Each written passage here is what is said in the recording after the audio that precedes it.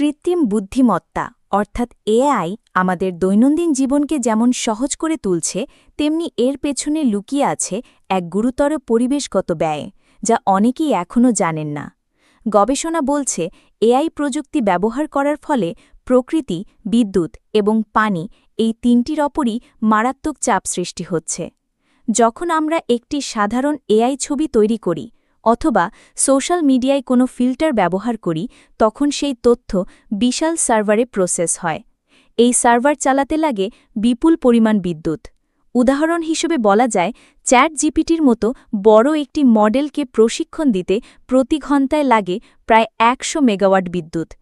এই পরিমাণ বিদ্যুৎ দিয়ে প্রায় ৪০,০০০ গ্রামের পরিবারের একদিন চলে যেতে পারে।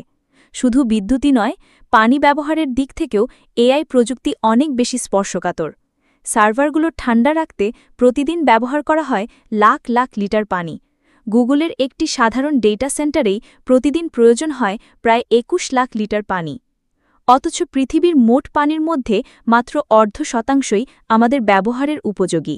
ফলে ভবিষ্যতে এই ধরনের পানি ব্যবহার পানির সংকটকে আরও তীব্র করে তুলতে পারে।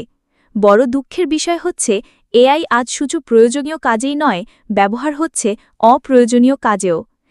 যেমন সোশ্যাল মিডিয়ায় অনেকেই পরিচিত ব্যক্তিদের মুখ বসিয়ে হাস্যকর ভিডিও বানাচ্ছেন, মৃত ব্যক্তিদের জীবিত রূপে উপস্থাপন করছেন, কিংবা প্রতিদিন শত শত মজার ছবি তৈরি করছেন। বিশেষজ্ঞরা সতর্ক করছেন, এই প্রবণতা যদি না থামে তবে ২০৩০ সালের মধ্যে এআই হতে পারে পৃথিবীর অন্যতম বড় কার্বন ও পানি ব্যবহারকারী প্রযুক্তি।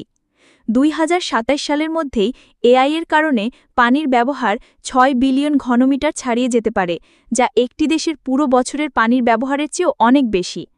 তবে সমাধান এআই বন্ধ করে দেওয়া নয়, বরং এর দায়িত্বশীল ও সচেতন ব্যবহারই হতে পারে পথ। বড় বড় প্রযুক্তি প্রতিষ্ঠান ইতোমধ্যে পরিবেশ বান্ধব গ্রিন এআই নিয়ে কাজ শুরু করেছে। সৌর বিদ্যুৎ ব্যবহার, পানি ব্যবস্থাপনা এবং শক্তি সাশ্রয়ী মডেল তৈরি হচ্ছে। আমরাও যদি এআইকে ব্যবহার করি শিক্ষা, চিকিৎসা, কৃষি বা ট্রাফিক বিশ্লেষণের মতো গুরুত্বপূর্ণ কাজে, তাহলে তা সমাজ এবং পরিবেশ উভয়েরই উপকারে আসবে। এই যেমন ধরুন আমার কথাই, আমি কোনো মানুষ নই, আমার চেহারা মানুষের মতো হলেও আমি পুরোপুরি এআই দিয়ে তৈরি। আপনারা যে ভয়েস শুনছেন সেটাও মানুষের নয়, এটা তৈরি হয়েছে কৃত্রিম বুদ্ধিমত্তা দিয়ে।